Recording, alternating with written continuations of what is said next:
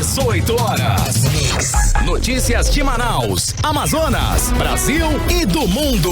Agora na Mix. 6 horas em ponto em Manaus. Boa noite pra você na sintonia certa. Você que está no melhor Mix do Brasil. Vamos juntos, hein? Hoje, terça-feira, 26 de janeiro de 2021. Começando pra você mais uma edição do programa 18 horas. Aqui nos estúdios, Carlos Júnior e Karime Leão na apresentação, Ari Guedes na técnica, Rodrigo Soares aqui na produção, dando uma força no suporte. Lá no aplicativo humano temos o Wellington Trovão transmitindo ao vivo e em cores para todo o Brasil. Mais uma edição do programa 18 horas e a equipe de jornalistas e produtores aí do programa 18 horas e a moçada da Mix FM no apoio. Karime Leão, tudo bem? Boa noite, terça-feira. Nós estamos aí prontos para mais uma edição, não é isso? Boa noite, Carlão. Vamos dar um salve pra galera que está obedecendo as restrições de isolamento. Um salve pra você que está obedecendo, está em casa, está tomando todos os cuidados possíveis para evitar aí essa pandemia, para evitar proliferação, o contágio da Covid-19. Muito boa noite também pra galera do aplicativo humano. Estamos juntos sim até as 7 da noite aqui no programa 18 horas e daqui a pouquinho o programa inteiro vai estar lá no 18horas.com.br, o site de notícias da Mix Manaus. É só dar um confere lá. 6:02 e a partir de agora as principais notícias do dia. Você confere aqui no 18 horas nesta terça-feira, 26 de janeiro de 2021. Estamos juntos até às 7 aqui no melhor Mix do Brasil. Você está ouvindo Mix 18 horas. Olha, a vacinação em Manaus, ela continua lenta e se arrastando, diga-se de passagem. No início da tarde de hoje, apenas 7.268 pessoas haviam sido vacinadas aqui na capital amazonense. Hoje, terça-feira, dia 16 de janeiro, foram apenas 118 pessoas vacinadas. Esses números são do Vacinômetro, aplicativo da Prefeitura de Manaus, para informar sobre a evolução da vacinação aqui na capital. Pois é, Carlão, é um número muito reduzido, gente. Uma vez que a vacinação foi aberta oficialmente pelo governo do Amazonas no dia 18 de fevereiro, no dia 18 de janeiro, ou seja, há 8 dias. Em apenas pouco mais de 7 mil pessoas foram vacinadas. Enquanto isso, o Amazonas já recebeu mais de 320 mil doses da vacina Coronavac do laboratório AstraZeneca. É só ontem, segunda-feira, o governo do Amazonas recebeu um lote contendo 44.600 doses da vacina Coronavac, enviado pelo Ministério da Saúde. Com o carregamento que chegou ao Aeroporto Internacional Eduardo Gomes, chega a 326.920 o número de doses do imunizante produzido pelo Instituto Butantan, já entregues ao Estado. Pois é, e pouco mais, das 7.260 pessoas que foram vacinadas, 7 mil são trabalhadores da saúde, 216 são indígenas e 112 são pessoas de 60 anos ou mais que estão em instituição como asilos, E segundo o Vacinômetro, as vacinas foram aplicadas em 51 locais e a maioria unidades de saúde por apenas 117 agentes de vacinação. Claro, e é muito claro e se faz urgente, hein? Atenção aí, prefeitura. A prefeitura tem que se organizar mais e acelerar essa vacinação. Por favor, nada justifica essas vacinas, que essas vacinas continuem aí estão estocadas praticamente, enquanto a população fica aí sem o imunizante, especialmente os profissionais de saúde que estão na linha de frente, arriscando aí a sua própria vida para tratar e salvar os pacientes. Pois é, e atualizando as informações, até às 5 horas e 10 minutos, apenas 7.448 pessoas haviam sido vacinadas aqui, E destes 7.112 são profissionais de saúde, 223 indígenas e 112 idosos com 60 anos ou mais que estão na Fundação Dr. Thomas. Andou pouco, né? Pois é, mudou muito pouquinho, Ou seja, vacinar apenas aí 7 mil pessoas em mais de uma semana é um atestado de incompetência, é brincar com a vida das pessoas defesa, especialmente dos profissionais da saúde que estão aí na linha de frente desta pandemia. A cidade tem 56.618 profissionais de saúde, 56.618 profissionais da saúde, que já poderiam estar vacinados, porque a quantidade de vacina tem, só não tem organização. Então, faltam receber a vacina muitos médicos, enfermeiros, técnicos de enfermagem, fisioterapeutas, bioquímicas, socorristas. Gente, pessoal do SAMU, pessoal que atua na limpeza, e não se faz aí uma força-tarefa para que a vacina chegue a todas essas pessoas que estão sim ali diariamente trabalhando e correndo risco de pegar a Covid-19. E as denúncias de fura-filas só confirmam que a vacinação aqui em Manaus é uma sucessão de erro, é um especial Trapalhões, né? O que parece. Falta de organização e controle por parte dos órgãos competentes. O processo está tão tumultuado que hoje a juíza Jaisa Frasch determinou que o governo do Amazonas, via Fundação de Vigilância em Saúde do Amazonas, suspenda a entrega das outras 132.500 doses da vacina AstraZeneca. O mandado de intimação foi entregue hoje à Fundação para a Ciência e Cumprimento de Determinação. A decisão atende a uma ação civil pública dos Ministérios Públicos do Estado, Federal, do Trabalho e Especial, junto ao Tribunal de Contas do Estado e Defensorias Públicas da União e do Estado, contra a Prefeitura de Manaus, que se mostrou incapaz de comandar o processo de vacinação. Olha, ainda de acordo com o mandado da Justiça Federal, a distribuição das vacinas só poderá ser feita depois que a Prefeitura de Manaus cumprir as determinações impostas, especialmente de total transparência, Total transparência no processo no que se refere aí à programação e critérios para a vacinação, devendo ainda ser divulgada diariamente a lista de vacinados com a respectiva análise pelos órgãos autores e em seguida deliberação da Justiça. E a repórter Odiné Araújo tem mais informações sobre a decisão da Justiça Federal. Vamos conferir os detalhes. O número de pessoas vacinadas na UBS, Unidade Básica de Saúde Severiano Nunes, no Jorge Teixeira, identificadas como outros no grupo de atendimentos, que é onde deve constar a função da pessoa, chamou a atenção dos órgãos de controle e fiscalização do Estado. Eles entraram com ação na Justiça Federal pedindo investigação na lista com centenas de nomes de vacinados naquela unidade de saúde. A Procuradora da República, Michele Corbi, diz que o objetivo é fiscalizar a correta distribuição da vacina contra a Covid-19. O Ministério Público tem ajuizado ações para assegurar a transparência, a divulgação das listas, as medidas que os municípios vêm adotando para distribuir essas vacinas, e também conta com canais de denúncia online, inclusive, ou por telefone também, para que o cidadão que tenha conhecimento de alguma irregularidade, que tenha prints, que tenha fotos, que tenha documentos, que tenha, enfim, áudios, que tenha elementos que comprovem que possa estar acontecendo uma irregularidade na distribuição dessas vacinas, para que o cidadão possa, então, encaminhar essas informações para o Ministério Público. Mediante a petição, a juíza federal Jaisa Maria Frasch, na noite de ontem, mandou investigar a lista da UBS, que apresenta 1.421 vacinados como outros. Em vistoria à UBS, a responsável pela unidade disse à Justiça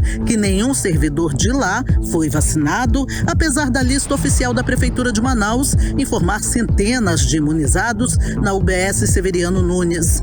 A Justiça Federal agora quer saber quem são essas pessoas. A magistrada exige da Prefeitura de Manaus que as inconsistências entre os vacinados, os dados oficiais e o destino das vacinas sejam esclarecidas imediatamente. Ela também informou que o prefeito Davi Almeida, seus secretários e todos os que burlarem as regras do Ministério da Saúde serão responsabilizados. A Justiça Federal também exige explicação urgente sobre os vários CPFs inválidos e os diversos nomes repetidos na lista de vacinados da Prefeitura de Manaus. Em sua decisão, a magistrada diz que os números chegam de forma assustadora e sugerem que foram tantas pessoas furando fila que não há mais segunda dose nem para os que têm direito. Sobre isso, a Procuradora da República, Michele Corbi, diz que cabe ao Ministério Público Público também investigar e processar o desvio de vacinas em Manaus. Se houver elementos de que aquela pessoa de fato praticou uma irregularidade, processar o responsável pela aplicação indevida e pelo desvio das vacinas. Essa responsabilização pode ser feita tanto no âmbito penal, por crime, como também, se houver servidor público envolvido, por improbidade administrativa, por ato administrativo ilegal. Então, é muito importante que o cidadão denuncie as irregularidades para o Ministério Público Federal ou então para outras instituições que também tenham canais de denúncia e a gente possa também promover a correta aplicação da vacina, inclusive por meio da punição daqueles que estejam agindo de maneira errada. Odinei Araújo para o 18 horas. Você está ouvindo 18 horas.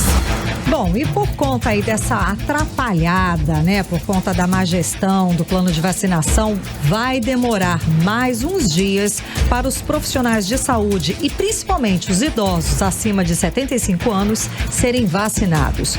O prefeito Davi Almeida chegou a anunciar em entrevista nesta segunda-feira, vejam só, que a vacinação contra a Covid para idosos no formato drive-thru começaria hoje, terça-feira, em vários pontos da cidade, como se não bastasse a confusão, né? Karime, na realidade foi mais uma bola fora da prefeitura, uma vez que a justiça interveio e suspendeu a entrega das vacinas para a prefeitura até que o município consiga organizar o processo todo aí. Esse erro de comunicação acabou gerando filas em alguns dos pontos de vacinação divulgados pelo próprio prefeito, como explica a repórter Nathalie Moraes. O prefeito de Manaus, Davi Almeida, anunciou que montaria a partir de hoje pontos de vacinação drive-thru para imunização contra a Covid-19 de idosos com idade entre 70 e 74 anos com comorbidades e para os idosos que têm mais de 75 anos. Essa informação foi confirmada em entrevista à Rede Amazônica nesta segunda-feira. O prefeito Davi Almeida anunciou entre os pontos drive-thru o Sambódromo de Manaus. O problema é que as vacinas ainda não foram nem distribuídas pela Fundação de Vigilância em Saúde do Estado. A informação falsa gerou fila no local na manhã de hoje. A assessora de gestão da FVS, Cíntia Alcântara, afirmou ser falsa a informação repassada pelo prefeito em entrevista. Nesta terça-feira, tivemos a procura de alguns idosos aqui no Sambódromo, a procura de vacinação. Porém, essa informação não procede. Aqui no Sambódromo, a Fundação de Vigilância em Saúde vem realizando desde agosto do ano passado a realização de testes rápidos para profissionais do sistema prisional e do sistema educacional do Estado. A vacinação para pessoas da terceira idade começou nesta terça-feira somente na Fundação Dr. Thomas, atendendo os idosos de longa permanência na instituição.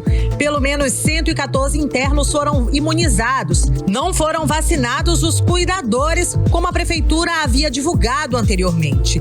A diretora de Vigilância da Secretaria Municipal de Saúde, Marinélia Ferreira, confirmou a vacinação de hoje somente para os idosos da Fundação Dr. Thomas.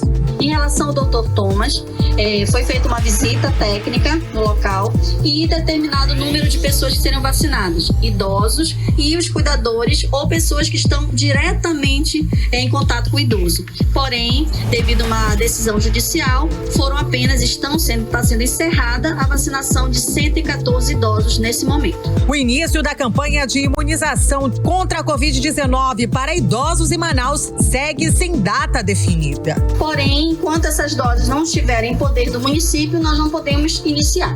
Assim que estivermos com as doses, com certeza vamos divulgar amplamente essa programação.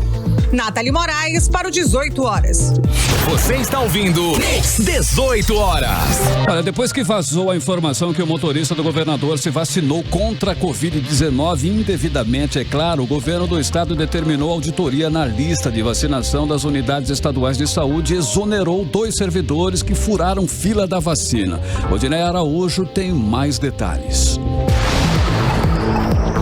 auditoria deve ser feita pela Controladoria Geral do Estado e Secretaria de Administração do Amazonas no prazo de 48 horas. O pente fino na lista de vacinação contra a Covid-19, apresentada pelas unidades da Rede Estadual de Saúde, atende ao decreto 43.314 do Governo do Estado, publicada no Diário Oficial de ontem. De acordo com esse decreto, quem for identificado furando a fila da vacina será exonerado, responderá a procedimento administrativo, além de ser denunciado ao Ministério Público Federal.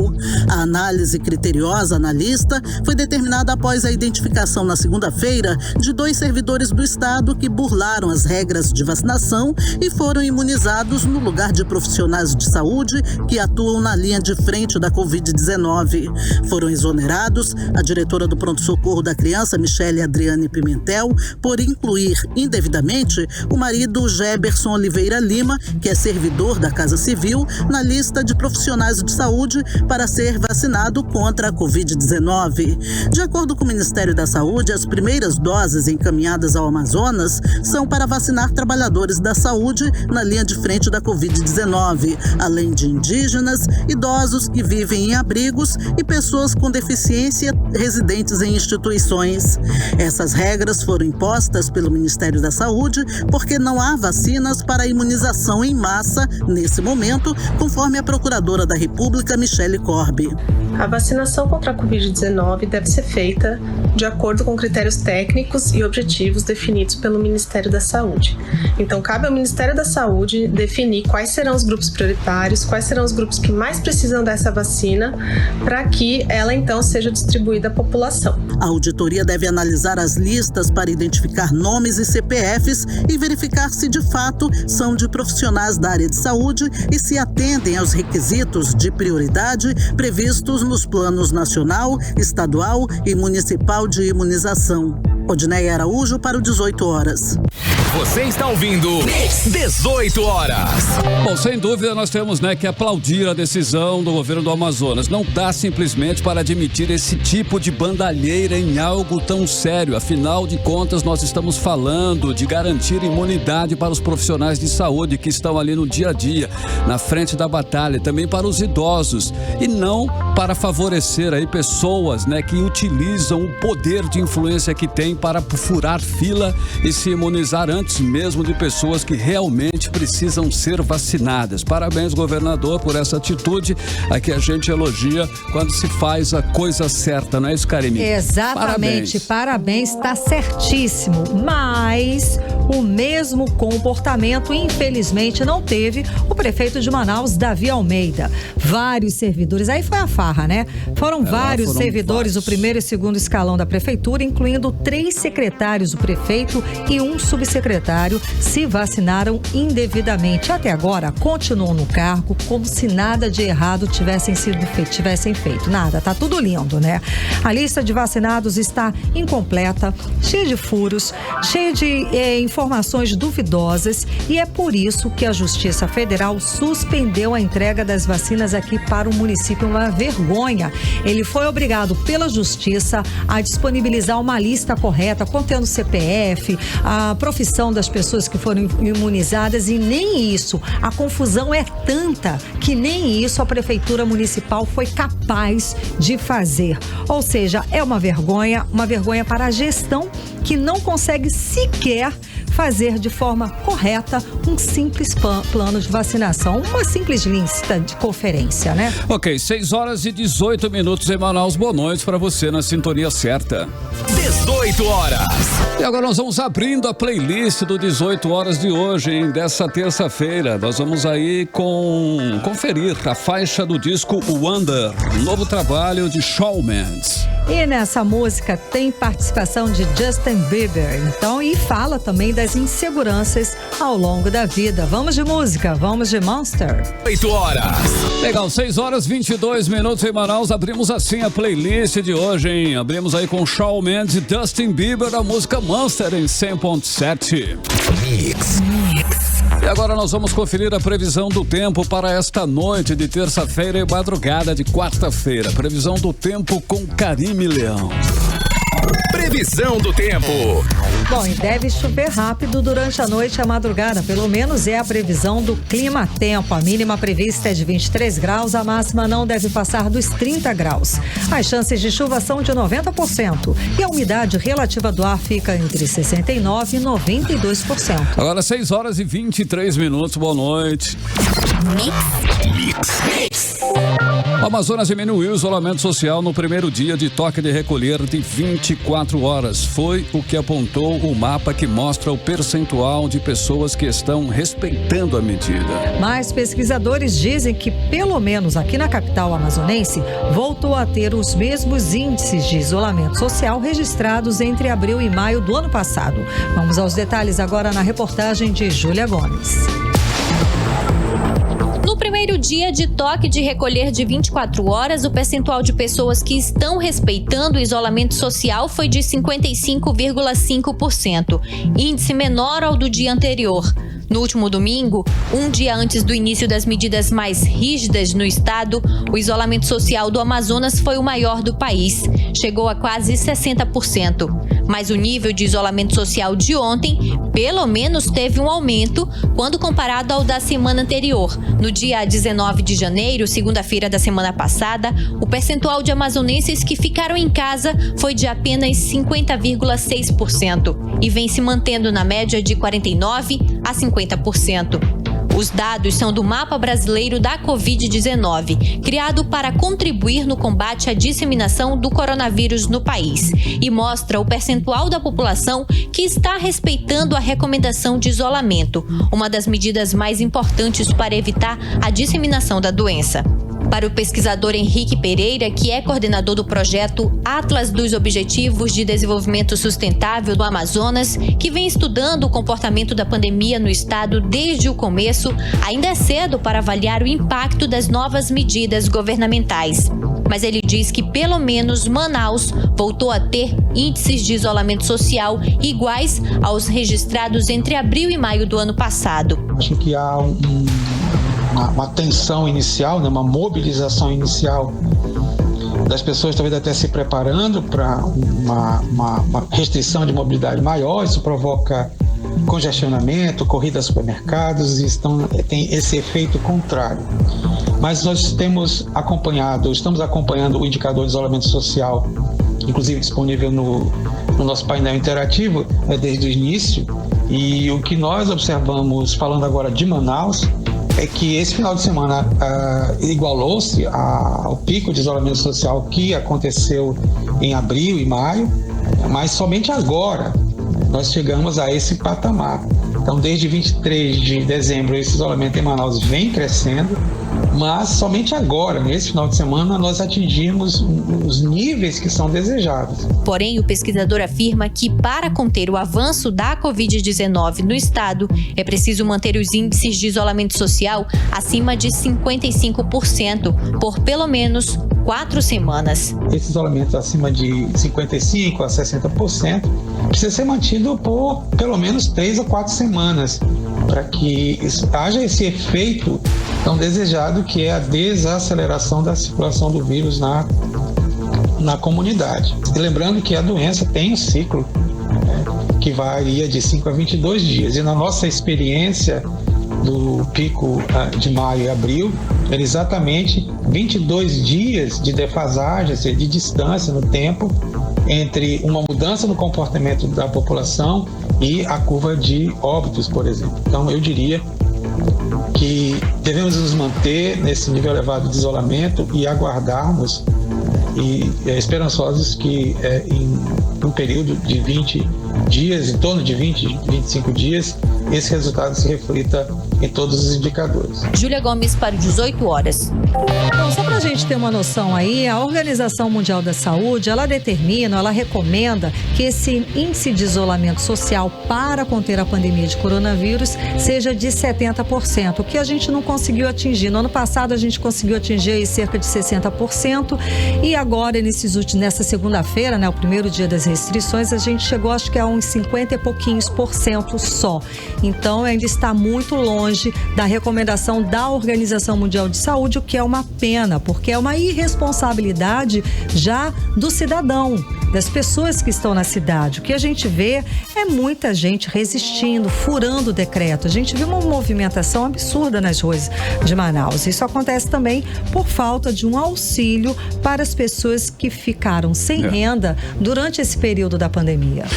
Karime, falta uma ação coordenada na realidade aí entre governo federal, governo estadual e também o governo municipal para garantir o sustento dessas famílias, dessas pessoas. Não basta apenas obrigá-las, no caso, a ficarem em casa. É preciso auxiliar, senão a probabilidade do lockdown, fica difícil. Então, tem que orientar essas pessoas e aí seguir em frente. Vamos tentar aí conter, e orientar essas pessoas. Porque senão não dá certo. O objetivo do lockdown não vai ser cumprido, que é diminuir e frear a disseminação do coronavírus. 6h28, boa noite. Você está ouvindo 18 horas.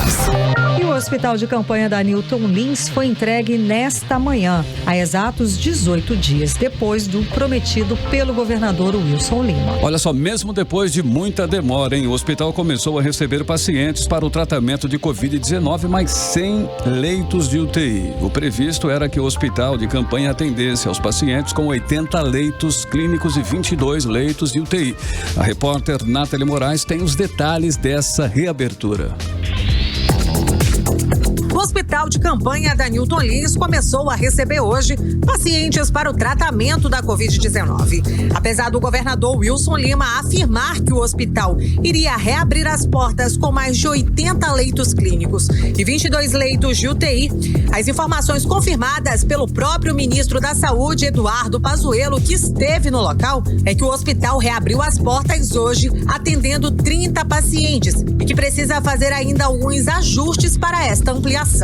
Aqui na Newton Lins é uma estrutura que tem particular, prefeitura e estado. Então é uma estrutura que pode chegar realmente a muita capacidade. E o que o estado, com o Ministério da Saúde, está inaugurando hoje aqui? São 81 leitos com os concentradores de oxigênio. 30 em funcionamento hoje, podendo chegar a 81 em curtíssimo prazo, porque o material já está aí. É ajuste de facility, ajuste de recursos humanos. Mas a sustentabilidade já está garantida, que são os concentradores de oxigênio. Além desses 81, nós chegaremos a 22 UTIs. 22 UTIs. Aqui no Newton Lins. E uma enfermaria tipo a do Delfim Aziz, também de campanha, só que essa em estrutura fixa para mais 50 leitos.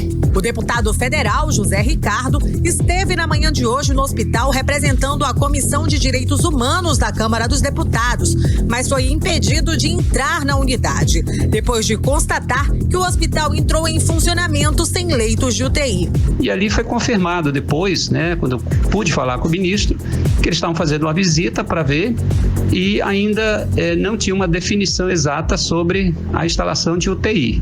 Eles querem começar a funcionar como um hospital com ambulatórios, na verdade é um grande SPA.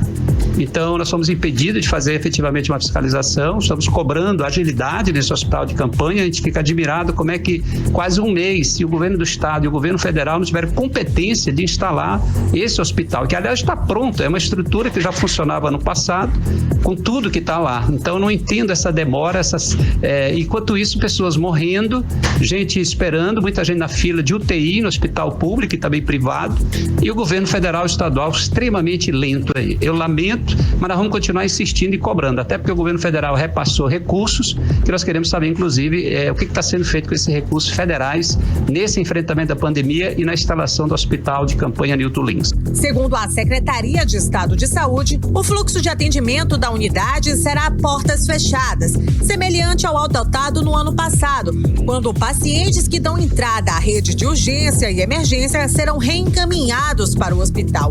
Não há atendimento direto. O ministro da Saúde deixou o evento sem responder às perguntas dos jornalistas. Nathalie Moraes para o 18 horas. Você está ouvindo 18 horas. As mortes por falta de oxigênio são investigadas pelo Ministério Público de Contas. Pelo menos 31 pessoas morreram asfixiadas nos hospitais entre os dias 14 e 15 de janeiro por causa da falta no fornecimento do produto na rede pública de saúde. Carlão, e vale lembrar aí que as mortes causadas pela falta de oxigênio já são investigadas no interior do Amazonas. Os municípios do estado também sofreram com desabastecimento. Um exemplo é Coari, que há exatamente uma semana, 7 pacientes com Covid-19 morreram asfixiados em um único dia. Vamos aos detalhes dessa história agora na reportagem de Júlia Gomes. O Ministério Público de Contas do Amazonas está investigando a morte de pelo menos 31 pessoas por asfixia, ocorridas durante os dias 14 e 15 de janeiro por falta de oxigênio nas unidades hospitalares aqui do estado. Documentos obtidos pelo Ministério Público de Contas indicam que pacientes que dependiam de oxigênio morreram após a interrupção do produto. O maior número de mortes teria acontecido no SPA e Policlínica José Lins. 11 pacientes que estavam internados na unidade morreram pela interrupção no fluxo de oxigênio durante os 2 dias. As outras mortes foram registradas no SPA e Policlínica Danilo Correia, o SPA Alvorada, o Hospital Universitário Getúlio Vargas e a Fundação de Medicina Tropical. Essas informações foram repassadas por meio de ofícios enviados ao Ministério Público de Contas pelos diretores das unidades de saúde citadas.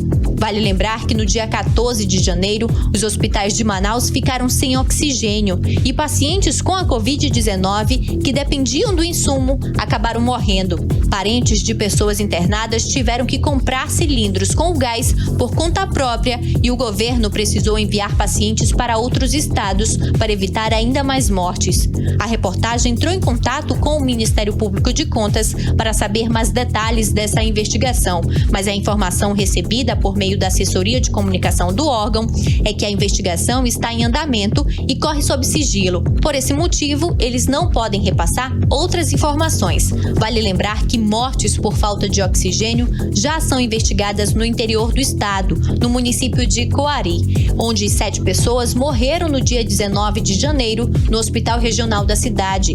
Eram pacientes internados com Covid-19 e que teriam morrido por asfixia devido ao desabastecimento de oxigênio naquela unidade de saúde. O promotor de justiça da comarca de Coari, Thiago de Melo, explica que uma série de diligências foram tomadas por parte da Polícia Civil. Requisitamos a instalação de inquérito policial e no bojo desta requisição constam algumas diligências a serem realizadas, entre elas verificar a veracidade de um suposto confisco de cilindros por parte do Amazonas, verificar a existência de convênios entre a Prefeitura e demais entes federativos para contornar dificuldades logísticas da reunião, verificar se há suposta existência de um contrato da Prefeitura com o Correio Aéreo Nacional para transporte de insumos, dentre outras diligências a serem realizadas pela Polícia Civil. Júlia Gomes para o 18 horas. 18 horas. Olha, o comboio com 6 caminhões carregados com oxigênio que saiu de Porto Velho chegou a Manaus neste domingo depois de enfrentar inúmeras dificuldades no chamado trecho do meio da BR-319. As carretas tiveram que ser arrastadas por tratores para conseguir sair dos atoleiros. Pois é, que situação, né, Carlão? E não é de hoje que a gente sabe desse problema, né? O comboio saiu de Porto Velho na última quarta-feira e chegou a Manaus trazendo 160 mil metros cúbicos de oxigênio, o que abastece Manaus por apenas 2 dias. Nas redes sociais, o ministro da Infraestrutura, Tarcísio de Freitas, chegou a fazer um apelo para a conclusão, né, da rodovia. Os detalhes agora a gente confere na reportagem de Nathalie Moraes. O engenheiro Roberto Magno do DENIT chegou a Manaus bastante emocionado. Ainda na balsa, ele falou sobre a emoção em poder salvar vidas. A carga de 160 mil metros cúbicos de oxigênio são suficientes para abastecer Manaus por apenas 2 dias. Bom, eu pensei que eu já tinha vivido tudo com relação à 319, que nada mais me emocionaria. Mas eu estou aqui sem condições de falar, porque essa história que nós escrevemos esses 4 dias realmente está deixando aqui o coração aqui com a pressão lá em cima, né? Porque foi uma coisa muito linda. A gente sabia que a gente está trazendo vida para nossa Manaus, nossa cidade querida. Então, foi um trabalho de todos que participaram. Todas as pessoas envolvidas foram importantes nesse processo. A população ao longo da rodovia vibrando, aplaudindo. O oxigênio tem sido hoje o insumo mais requerido na atual crise da pandemia de coronavírus. O comboio, que contou com o apoio das polícias rodoviárias e federais e retroescavadeiras da empresa que faz manutenção na BR-319, viajou por 4 dias. As carretas tiveram que ser arrastadas por atoleiros no chamado trecho do meio. O ministro da Infraestrutura, Tarcísio Gomes de Freitas, chegou a fazer um apelo às autoridades para que ajudem o governo federal. Está na hora das forças vivas mostrarem o protagonismo e exercer o protagonismo que elas devem ter. Dizer, olha, chega, parou, acabou a brincadeira. Eu quero 319. Eu não aceito não ter a rodovia. Eu já fiquei sem essa rodovia há muitos anos. Já fui lesado muito tempo. Já gastei muito dinheiro, perdi horas de viagem, horas de vida no atoleiro. Eu não aceito mais que a população fique presa em atoleiro, que os ônibus não consigam andar, que precisem ser puxados por tratores, que as pessoas fiquem sujas de lama e passem 3 dias, 4 dias atoladas, presas. Não aceitamos mais isso. Ao todo, 7 carretas com oxigênio passaram pela BR-319. O último carregamento deve chegar ainda hoje a Manaus. Nathalie Moraes para o 18 horas. Você está ouvindo 18 horas. E o Ministério Público do Amazonas enviou recomendação para o governo do estado para que, durante a vigência de qualquer decreto que estipule medidas de distanciamento social, só autorize o retorno das aulas na rede particular de forma presencial ou semipresencial a partir da vacinação de todos os profissionais de educação. O órgão também impede que o governo só autorize o retorno de atividade feita de maneira remota. A recomendação veio após algumas escolas particulares anunciarem a volta às aulas a partir do dia 1º de fevereiro. E de acordo com a promotora Delisa Vieira Alves, o retorno às atividades presenciais só deve ser feito com a avaliação do nível de risco de contaminação pelas pelas autoridades sanitárias. Vamos conferir os detalhes agora. Vamos ouvir agora o que disse a promotora Delisa Vieira Alves. Nesse caso, para a rede privada, somente se for atividade remota. Nós não somos contra o início das atividades, até entendemos que é importante por causa da defasagem, por causa da questão da evasão, que já saíram estudos agora falando dos índices bem altos em relação à evasão. Então, nós somos a favor do retorno, mas neste momento, desde que forma através de atividade remota. Então, nós nos preocupamos nesse momento também com os professores. Então, entendemos que nenhuma atividade presencial ou semipresencial poderia começar, até porque já está programado uma vacinação, né, para os profissionais de educação. Então, é a gente aguardar, e na recomendação nós colocamos também que atividade híbrida, semipresencial ou presencial, só depois que os professores forem vacinados, e que também a Fundação de Vigilância em Saúde indique que é possível algum retorno. Você está ouvindo 18 horas. Olha, tem um detalhe aí, hein? O documento ele recomenda ainda que seja aplicada multa para o estabelecimento que descumprir a determinação. O governo do estado informou que não haverá retorno das aulas presenciais enquanto houver agravamento da pandemia aqui no Amazonas. E já o Sindicato dos Estabelecimentos de Ensino Privado aqui do Amazonas diz que enviou comunicado para as escolas associadas recomendando que as aulas sejam retomadas de forma 100% remota a partir do dia 1º de fevereiro. As orientações levam em consideração os decretos estaduais que prorrogam as medidas de enfrentamento à pandemia de Covid-19 até o dia 31 de janeiro. 18 horas. Agora 6 horas 42 minutos, você no melhor Mix do Brasil e a segunda da playlist do 18 horas dessa terça-feira. Nós vamos conferir o cantor Marcelo Falcão com a faixa Ladrões, single que foi lançado aí após o primeiro disco solo do artista no ano de 2019. E na introdução da música, né, vamos conferir a crítica que o Marcelo Falcão fez ao governo Wilson Lima por conta da crise da saúde aqui no estado do Amazonas. Vamos de música, vamos de Ladrões. 18 horas. 6 horas 47 minutos em Manaus, a segunda da playlist, hein? Inclusive a música do Marcelo Falcão, a música Ladrões, e essa música vai ficar aí na nossa programação, na playlist do 18 horas, até o Amazonas resolver toda essa crise aí, porque essa música ela simplesmente retrata no início, na introdução, ele fala da situação, né, dessa crise que nós estamos passando por culpa, né, do governo do estado do governador Wilson Lima, que tem feito aí algumas atrocidades. Então essa música vai continuar na programação do 18 horas até essa crise passar. 6h47, boa noite. Mix.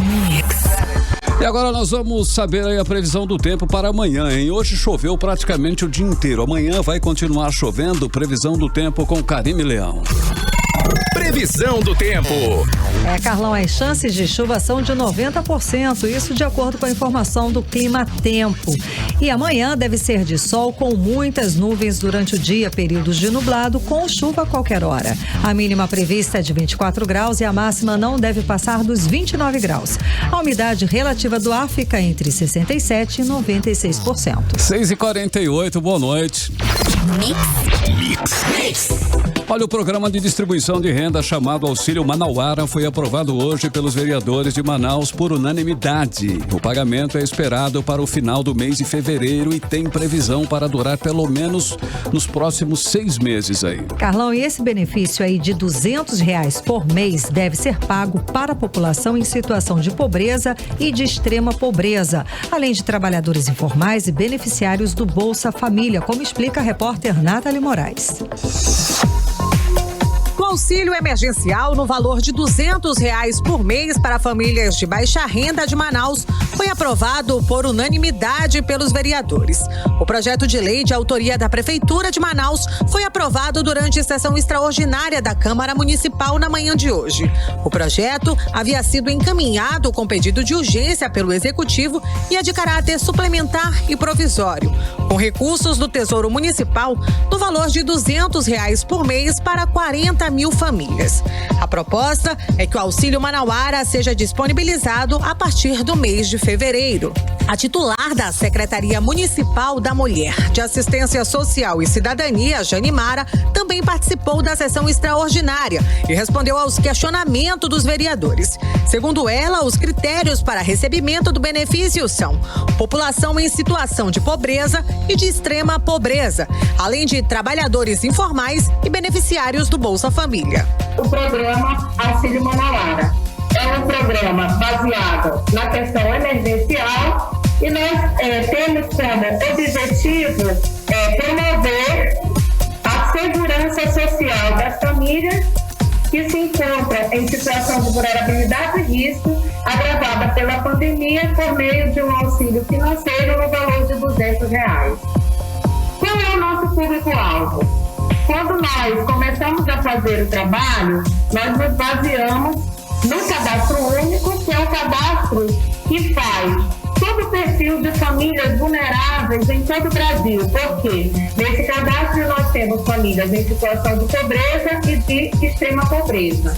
O cadastro será feito pela Semasc, pelo aplicativo que deve ser lançado nos próximos dias, e impostos para inscrição presencial em unidades como CRAS e CREAS.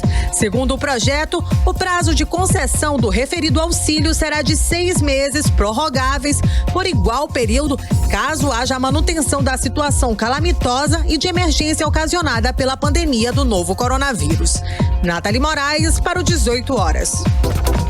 Olha, assim, depois de protocolar o pedido de impeachment contra o governador do Amazonas, Wilson Lima, e o vice Carlos Almeida Filho na Assembleia Legislativa do Amazonas, o advogado Marco Vicenzo denunciou os dois, na Organização Nacional das Nações Unidas, que é a ONU. E a denúncia foi por violações a direitos previstos em convenção internacional contra a tortura e tratamentos cruéis, desumanos ou degradantes. A repórter Cíntia Blink entrevistou o advogado. Vamos conferir. Entrei em contato com o advogado Marco Vicenzo hoje. Ele nos concedeu uma entrevista para falar tanto do pedido de impeachment na Assembleia contra o governador Wilson Lima e o vice Carlos Almeida, quanto da denúncia na ONU que tem como alvo o governador Wilson Lima. Vamos conferir. O que motivou o senhor de Brasília a pedir o impeachment do governador e do vice do Amazonas? O senhor tem alguma relação com Manaus ou o Amazonas? Eu, como cidadão, principalmente no caso do Amazonas, como ser humano e como cristão, percebi aí essa necessidade, além de ter total acesso aqui, né? Nós estamos em Brasília, aqui tem STJ, só aqui que tem PGR, só aqui que tem a sede principal da Polícia Federal, então assim, a CGU, então a forma de buscar informações para poder demandar, a situação é muito mais favorável do que qualquer outro advogado que esteja em qualquer outro estado.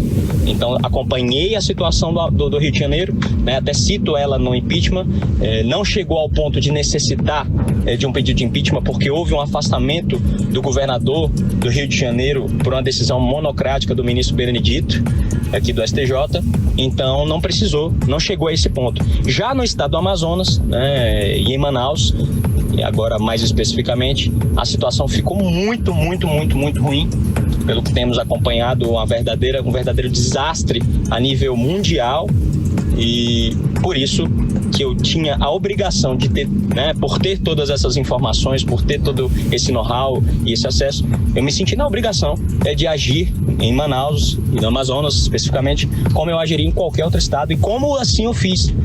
Acha que há alguma chance da ONU aprovar algo contra o governador do Amazonas? Bom, eu acredito sim, que a Organização das Nações Unidas deve pelo menos investigar os crimes contra a humanidade, principalmente o Comitê Internacional de Combate à Tortura e a Tratamento Desumano ou Degradante. Eu acredito que eles devem sim tomar as devidas providências e darem prosseguimento no nosso pedido.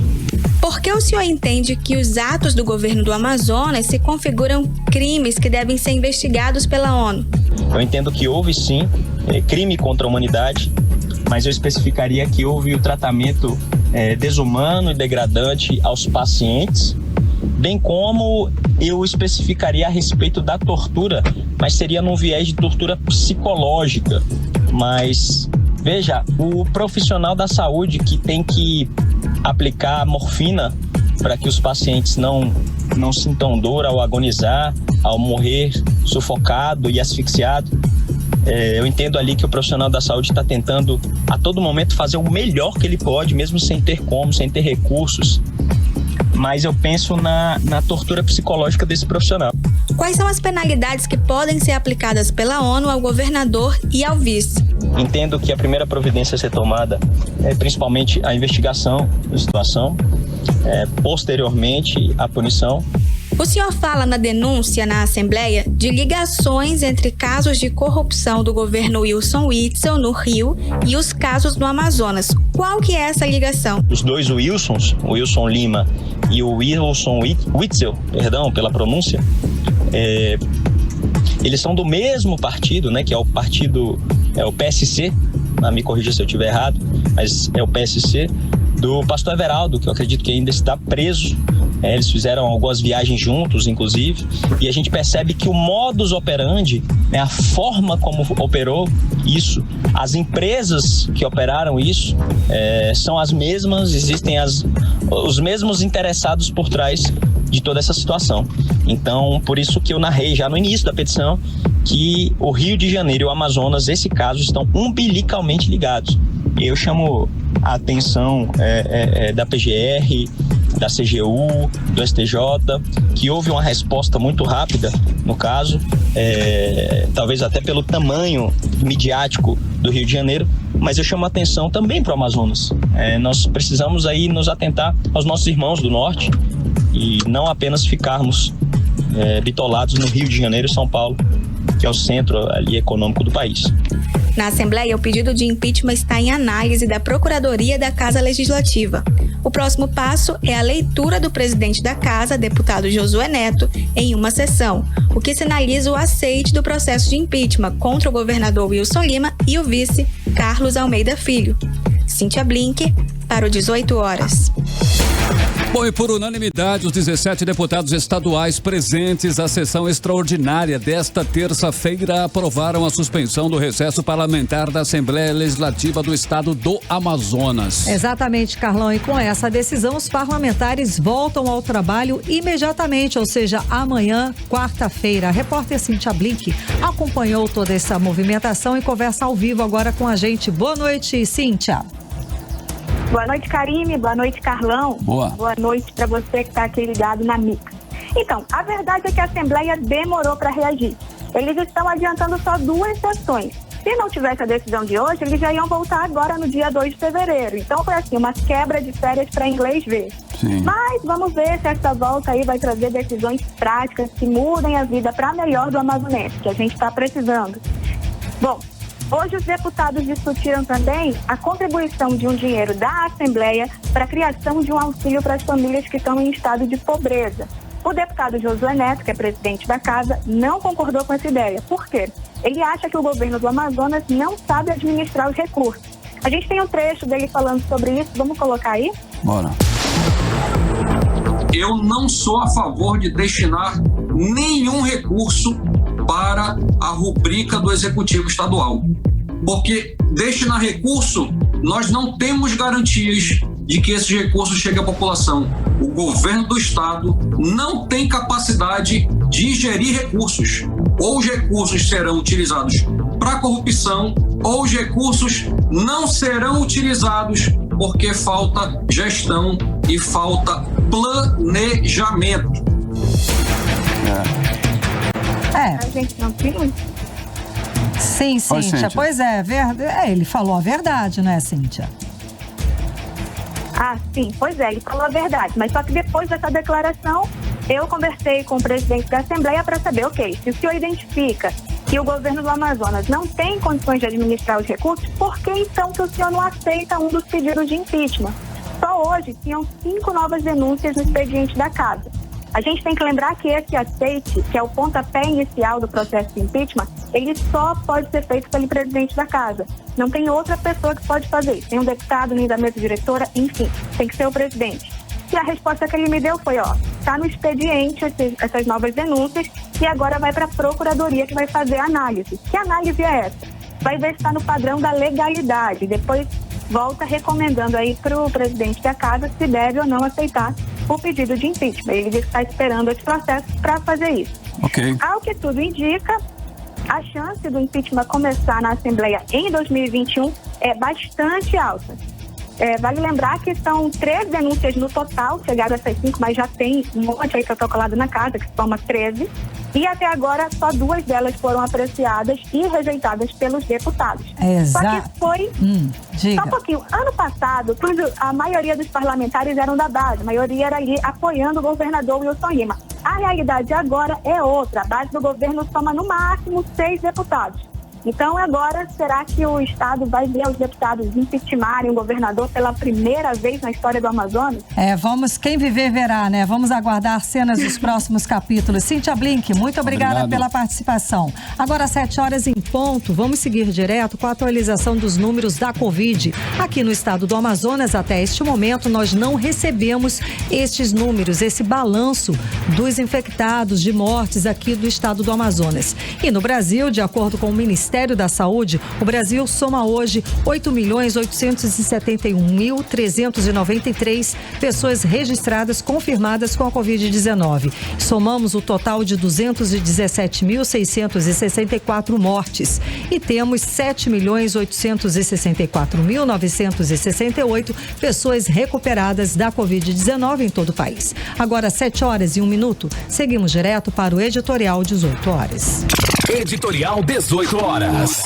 O acirramento da crise na saúde do Amazonas nos últimos dias levou a uma situação bastante estranha. Todo mundo dá palpite e decide ou quer decidir sobre ações de combate à pandemia.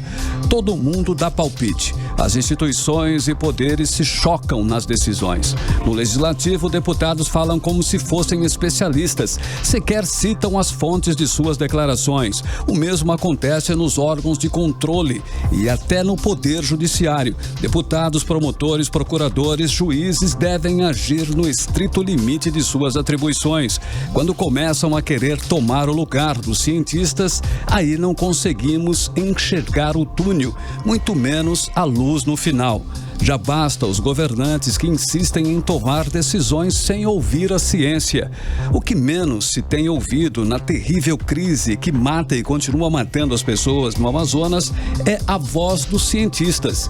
Estes não são chamados para iluminar tantos palpites.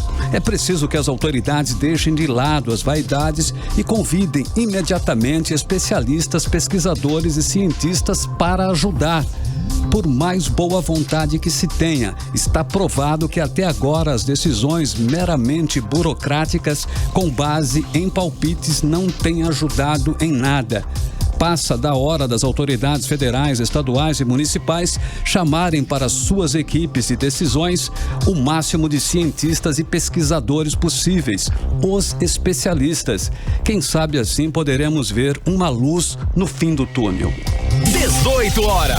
7 horas 3 minutos em Manaus. Boa noite, Karime. Muito boa noite, um beijo pra você, até amanhã. Continue bem, continue em 100.7. Amanhã, quarta-feira, a partir das 6 da tarde, voltamos com você para mais uma edição do 18 horas aqui no melhor Mix do Brasil. Você ouviu 18 horas. As notícias do Brasil e do mundo. De volta amanhã. Mix.